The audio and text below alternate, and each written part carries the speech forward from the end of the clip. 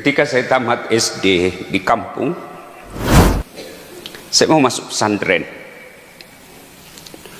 Kira-kira 15 km dari rumah saya, DDI Kabalangan.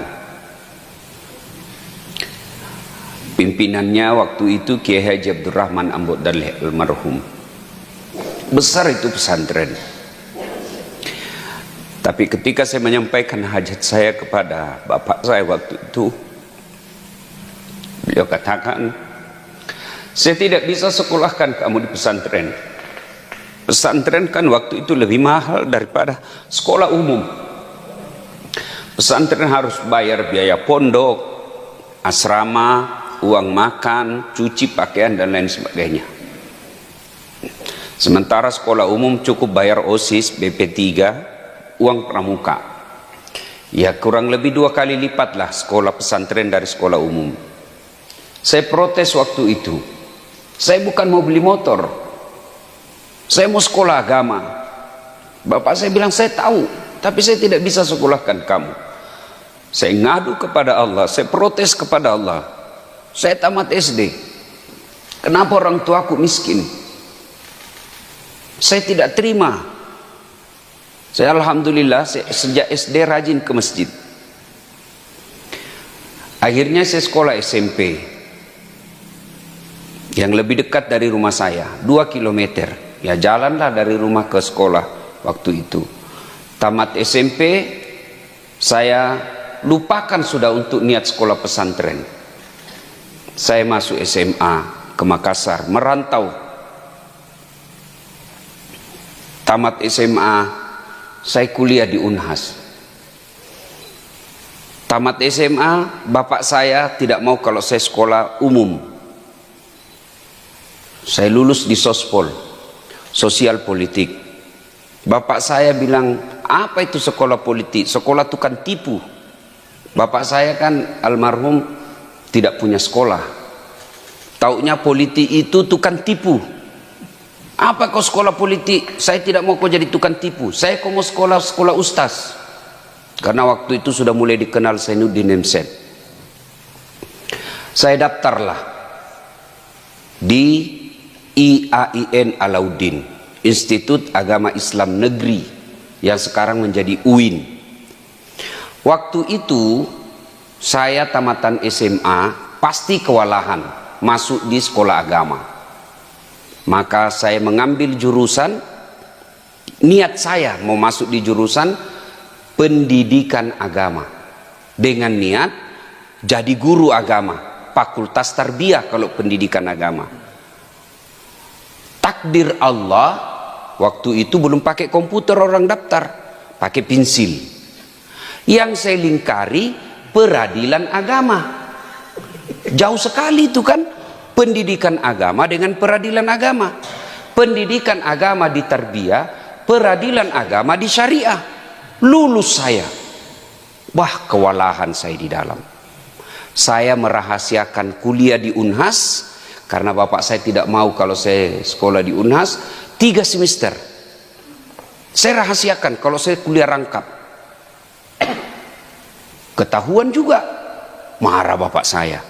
Mana bisa kau sekolah 2? 1 aja orang setengah mati, apalagi 2 tempat kuliahmu. Tidak mungkin. Saya bilang, kasih saya waktu. Dengan izin Allah bisa selesai dua-duanya. Selesai di Unhas cepat, 3 tahun 8 bulan. Bahkan saya masuk golongan wisudawan terbaik, 3 tahun 8 bulan. Di IAIN saya selesai 7 tahun dengan IP 2,1. Dosen saya waktu itu, pembimbing saya namanya Ibu Nur Huda Nur. Nah itu pembimbing skrip saya. Dia bilang, capek sudah saya lihat mukamu, 7 tahun kuliah. Teman saya sudah pada selesai, saya masih babak belur. Untung nggak di DO ya. Saya sudah mau di DO waktu itu Pak Kiai.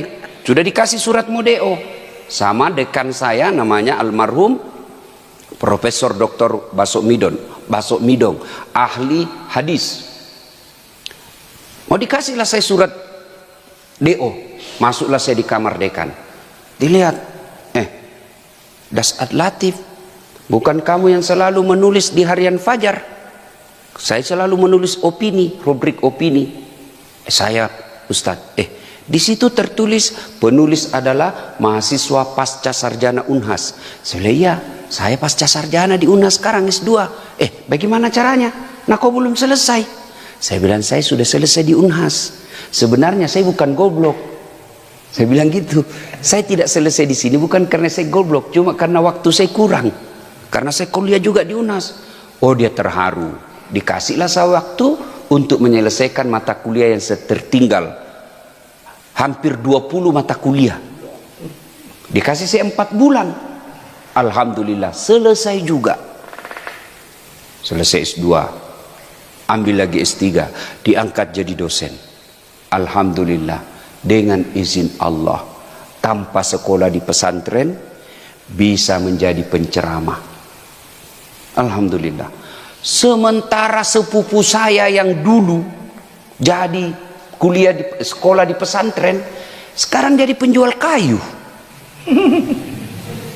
Malah ada lagi yang tidak jelas kerjanya, yang pesantren. Kenapa? Karena orang tuanya yang mau kalau anaknya pesantren. Saya alhamdulillah, saya yang mau sekolah agama, meskipun tidak mondok, bisa menjadi penceramah.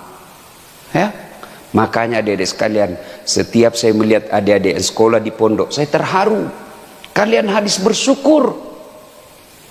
Tidak semua orang diberi nikmat oleh Allah seperti kalian. Coba, jam berapa sekarang? Hah?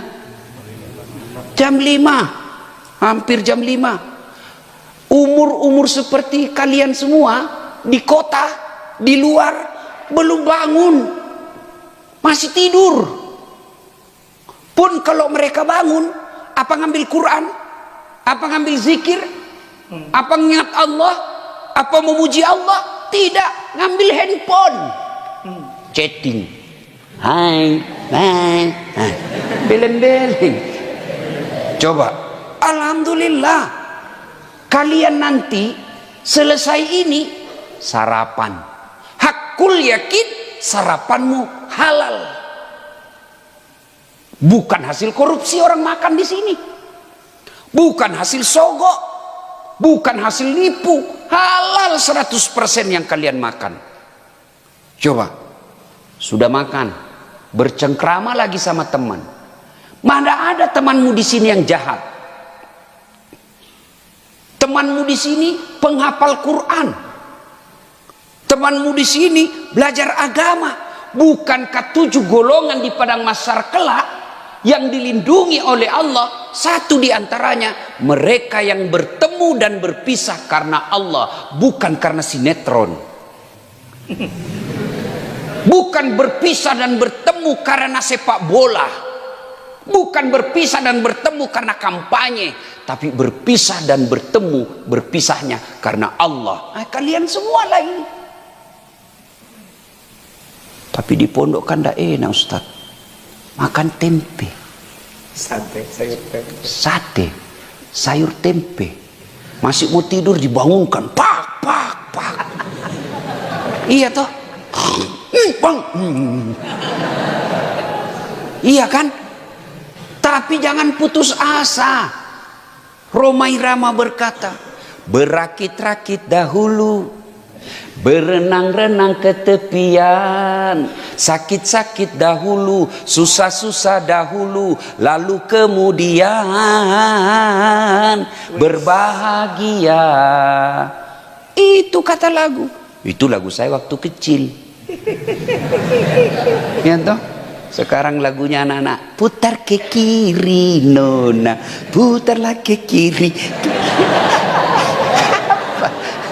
Beleng-beleng. Ada yang lebih parah. Ibu-ibu di depan 1, 2, bapak-bapak di belakang 3. Apa ndak hancur? Kalau kita lagu-lagu kan, ya apa haram lagu? Tidak, tergantung lagunya. Kalau lagunya nasihat ya bolehlah. Orang kaya mati, orang miskin mati, raja-raja mati, rakyat biasa Hai, mati. Tidak ada yang berani. Semua mati. Lagu-lagu seperti itu boleh. Yang tidak boleh itu ya lagu-lagu jorok. Pulang-pulangku berbadan dua. Wih, hamil dia pulang. Nah, adik-adik sekalian, nah tentu sekolah agama Allah janjikan maqamam mahmuda, diangkat derajatnya, derajat di dunia, derajat di akhirat. Maka adik-adik sekalian, kalian harus bersyukur kepada Allah bisa mondok, manfaatkan dengan baik. Jangan sampai sudah mondok makannya sate, apa itu, sayur tempe, tidurnya terbatas, nggak pernah pegang handphone, nggak pernah lihat cewek, dibatasi, lihat pun sedikit-sedikit saja. Iya toh. Kalau kalian sudah tidak serius pula sekolah, tidak menguasai kitab, lalu apa yang kalian mau banggakan ke luar nanti? Teman-temanmu di luar, oh dia enak di dunia, dia ke mall, naik sepedaan, ya, bajunya enak yang dia mau pakai, makannya nyaman, meskipun nanti belum tentu masa depannya baik, tapi paling tidak dia sudah nikmati kebebasan sebagai anak remaja. Tapi kalau kalian sudah di sini, di pondok sini, lalu keluar tidak menguasai kitab, waduh, orang akan jadikan contoh. Ngapain kau sekolah pesantren itu? 6 tahun sekolah di pesantren, pengangguran. Jadi angkat marwah ini pesantren. Saya anak santri, saya pemimpin masa depan, saya santri, saya pengusaha masa depan, saya santri, saya jadi ulama masa depan. Itu